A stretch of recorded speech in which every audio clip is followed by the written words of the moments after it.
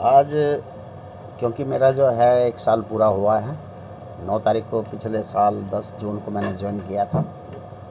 तो 1 साल की गतिविधि में आप भी सभी जो है शामिल रहे हैं मेरे साथ। तो वैसे आई डिड माय बेस्ट की कोशिश की है कि काफ़ी लंबे समय से यूनिवर्सिटी में वीसी 1.5 साल तक नहीं था पिछले, तो एक अच्छी तरीके से काम सुचारू रूप से नहीं चल रहा था। तो मैं ये सोचता हूँ कि मेरा जो 1 साल का कार्यकाल रहा है उसमें मैंने अपना बेस्ट दिया है। बाकी तो जजमेंट जो है आप पत्रकार लोग हैं, सभी आप अच्छे से कर सकते हैं। और इसके साथ साथ यदि मैं थोड़ी अचीवमेंट बताऊं कि मैंने आते ही पिछले साल 10 जून को ज्वाइन किया था। जुलाई के सेशन से 5 जो है सब्जेक्ट डिपार्टमेंट मैंने क्रिएट किए थे। 2 कोर्स लिए थे, बीबीए और बीकॉम का। 5 ईयर इंटीग्रेटेड आते ही स्टार्ट कर दिया था, मतलब एक स्टार्टिंग थी कुछ कोर्सेज में। 5 कोर्स जो आपको पता ही है, आपके साथ ही थे, जूलॉजी, बॉटनी, पॉलिटिकल साइंस और एलएलएम, और इस तरह से ये जो है 5 कोर्सेज जो है इसमें स्टार्ट हुए थे।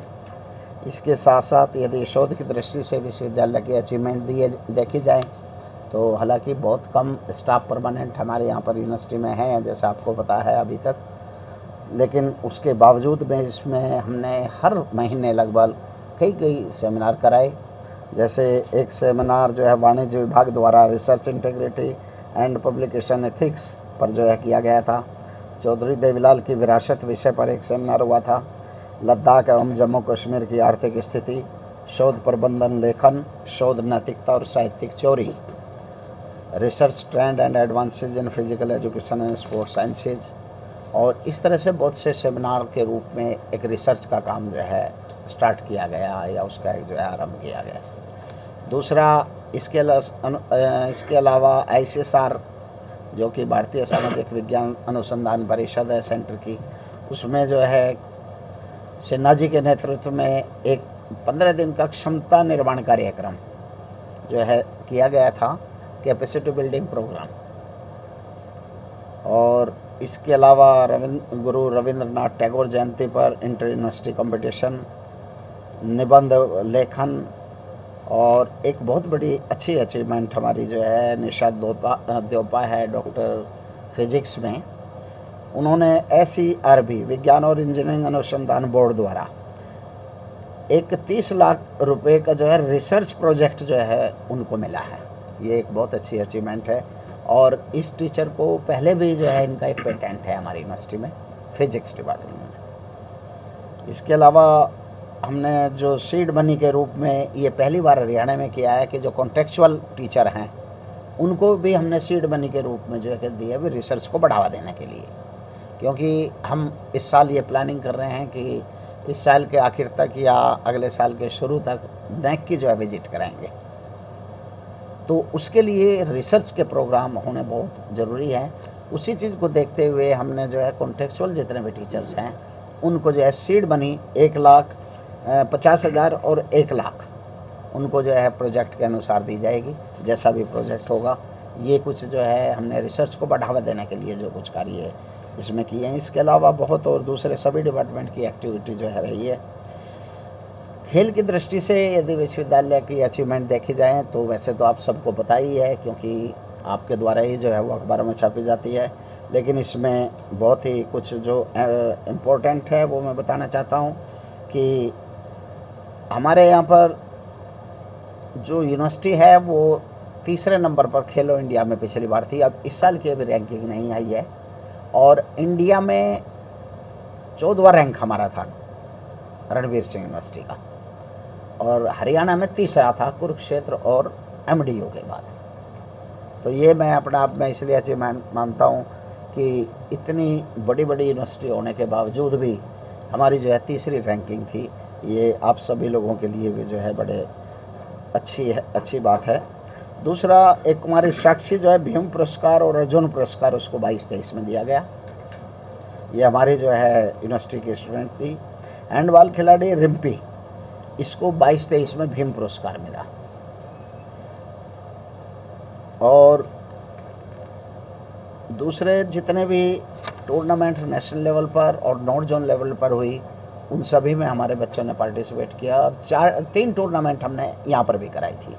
एक उनमें ऑल इंडिया इंटर यूनिवर्सिटी था और 2 जो है नॉर्थ जोन इंटर यूनिवर्सिटी थी। तो 3 जो है इसमें की गई।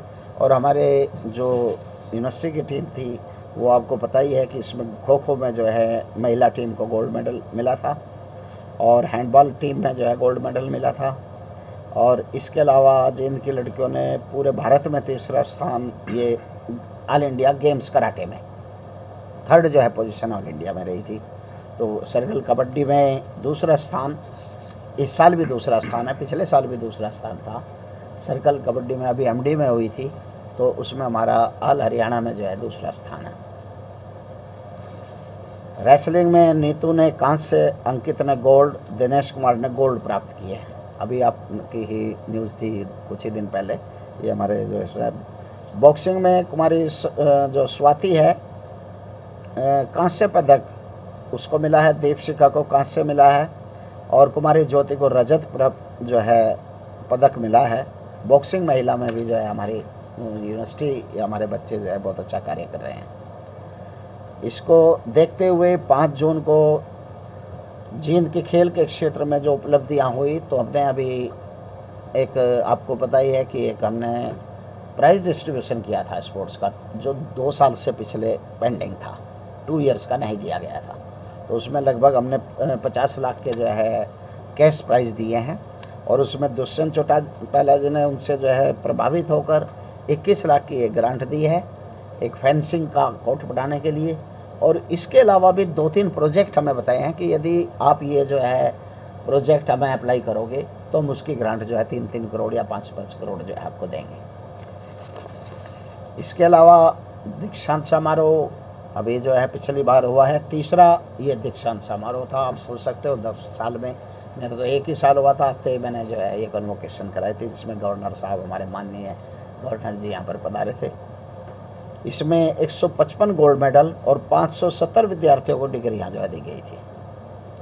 ये कुछ ऐसे अचीवमेंट हैं जो मेन से अचीवमेंट मैंने लिए हैं, जो सभी जो है आपके सामने हैं एक। और इसके अलावा इस साल की जो है तैयारी है कमिंग ईयर की, आज उसकी अभी जो है थोड़ी 10 मिनट में यहीं पर एसी की मीटिंग है। उसमें हमारी यूनिवर्सिटी दूसरे नंबर पर ऐसी है जो हम NEP को लागू कर रहे हैं। केवल कुरुक्षेत्र यूनिवर्सिटी जो है लागू कर रही है इस साल से, या हमारी जो है यूनिवर्सिटी कर रही है। ये आप सभी के लिए भी जो है खुशी की बात है कि आज ही हम अभी 11:30 बजे 12 बजे इसको इसी में पास कर देंगे। और इस साल से हम जितने भी कोर्सेज हैं वो सब NEP न्यू एजुकेशन पॉलिसी जो भारत सरकार के द्वारा दी गई है उसकी तरफ से, उसमें हम जो है इसको लागू कर देंगे। ये एक बहुत बड़ा अचीवमेंट, और मैं ये कहूँगा कि एक बहुत अच्छा जो है बच्चों के लिए, क्योंकि वो नई एजुकेशन पॉलिसी पढ़ेंगे तो नेचुरली हम नहीं चाहते कि हमारे बच्चे ये फील करें कि कुरुक्षेत्र यूनिवर्सिटी में दूसरी एडवांस पढ़ाई हो रही है और हमारे यहाँ नहीं। जब हम कर सकते हैं, हमारे पास सोर्सेज हैं, हमारे पास सब कुछ है, हमारे यहाँ बच्चे बहुत अच्छे हैं, इंटेलिजेंट हैं, तो हम उनके लिए जो है जरूर नई एजुकेशन पॉलिसी का शुभारंभ इस साल से। यहाँ पर उसमें एक लाइन ये लिखेंगे कि इस कोर्स के अलावा जो उसमें एक तो एग्जिट और एंट्री है 1 साल 2 साल 3 साल की। पहले क्या था कि 2 साल की किसी ने BA कर ली तो उसका कोई यूटिलिटी नहीं, 3 साल के यदि 2 पेपर भी रह गए तो वो बेकार हो जाते थे। तो इस बार क्या है कि यदि BA 1 कर ली किसी ने तो उसको सर्टिफिकेट कोर्स, 2 कर ली तो उसको डिप्लोमा कोर्स, और 3 यदि जो कर लेते हैं उसको डिग्री मिल जाएगी। 4th ईयर में वो रिसर्च में आ जाता है, एंट्री हो जाती है, और 5th ईयर कर लेगा उसको एक PG की डिग्री मिल जाएगी। इफेक्टिव इसी सत्र से हम जो कर रहे हैं, मैं वही बात आपको बताई थी कि हम इसी सत्र से, इस जुलाई से जो हमारे एडमिशन नए अब होने हैं वो हम नई एजुकेशन पॉलिसी के तहत जो है कर रहे हैं। दूसरा, शर्मा जी आप जो पूछ रहे थे उसमें कम्युनिकेशन स्किल पर बहुत ज़्यादा जोर दिया गया है। तीसरा, ये एक इंटरनेशनल जो है ग्लोबल लेवल की एजुकेशन है। इसमें यदि हमारे बच्चे दूसरे देश में जाते हैं तो उन्हें कोई अलग से टेस्ट या ऐसा नहीं करना पड़ेगा। ये ग्लोबल स्टैंडर्ड है इस एजुकेशन पॉलिसी का। पहले क्या था कि आप MBBS यहाँ से करके जाओ तो वहाँ पर आपको पेपर देना पड़ेगा, यदि नई एजुकेशन पॉलिसी के तहत होगा। इसके अलावा इसमें लोकल वोकल जो मोदी जी का एक नारा था, उस चीज़ को बढ़ावा दिया गया है कि जो हमारी लोकल लैंग्वेज है उसको भी जो है आप जो है पढ़ सकते हैं।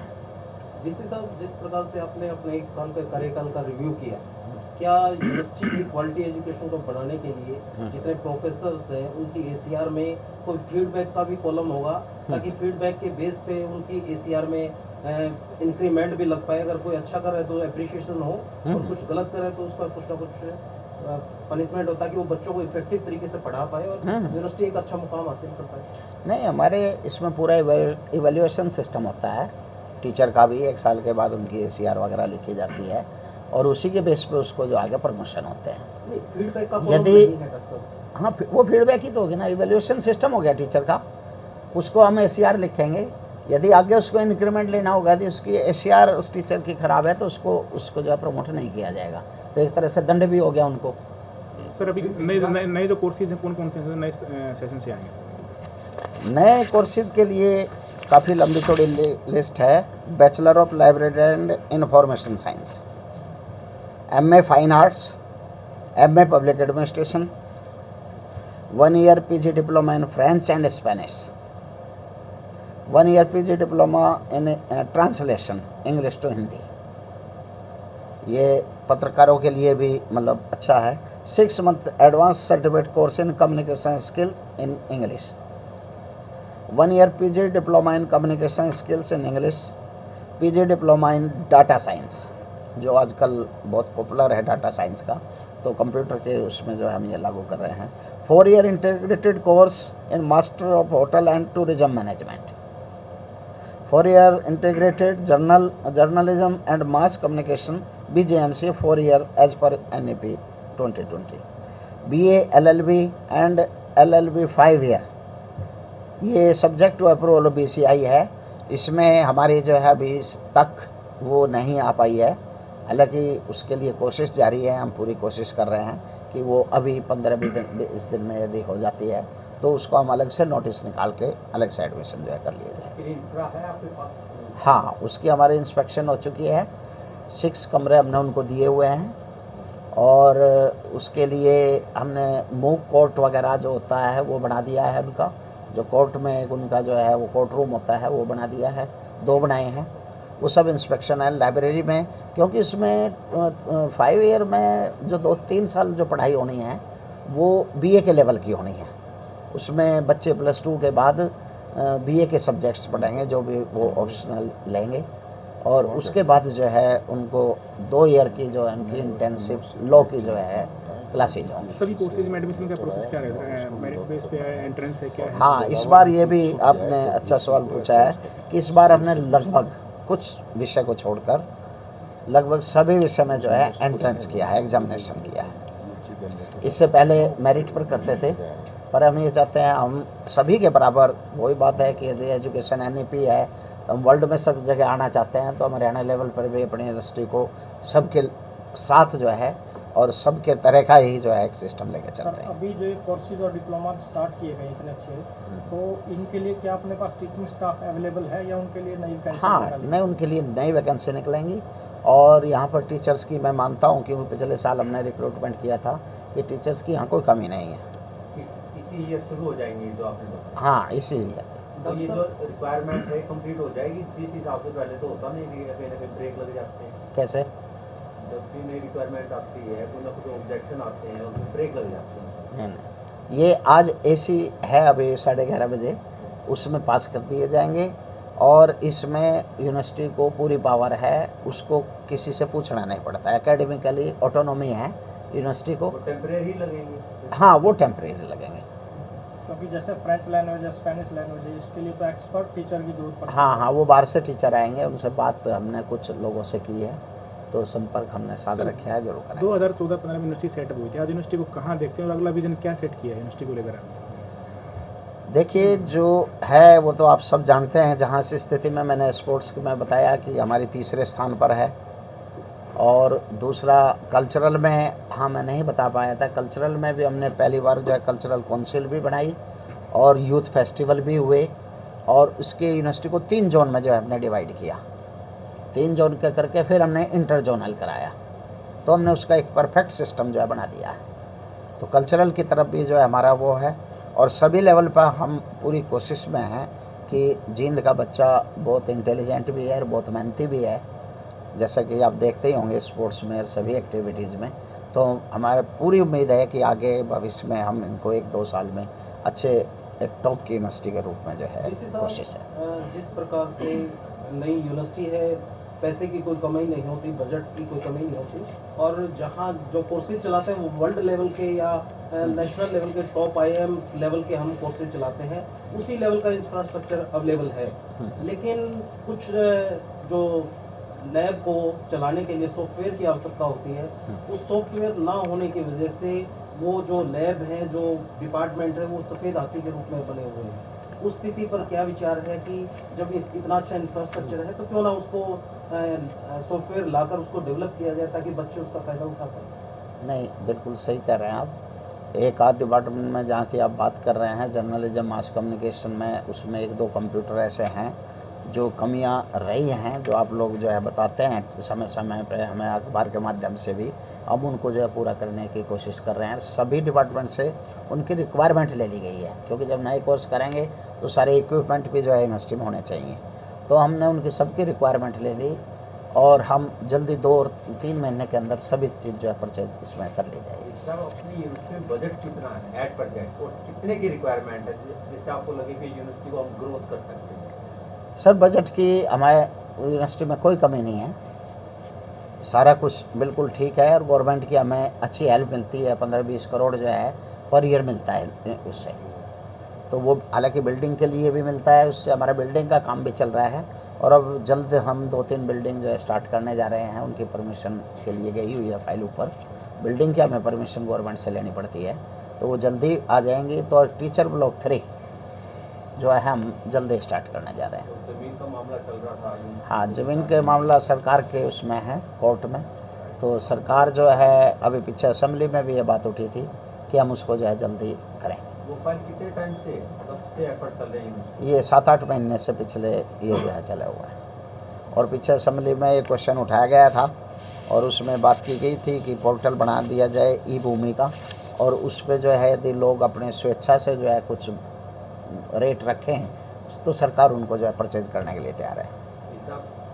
नेक की अभी तक कोई इंस्पेक्शन नहीं हुई है। हाँ। क्या इसके लिए कोई टाइम बाउंड होता है कि जैसे यूनिवर्सिटी को 9 साल हो गए, तो अब तक क्यों नहीं मतलब नेक की इंस्पेक्शन? देखो, पिछला तो मैं नहीं बता सकता, लेकिन मैं 1 साल में आया हूँ। मैंने डिसाइड कर लिया कि मैं इस साल के आखिर में एक SSR होती है, रिपोर्ट जमा करनी होती है, हमने मेन चीज़ वही है, वो तैयार करने में 1 साल लग जाता है।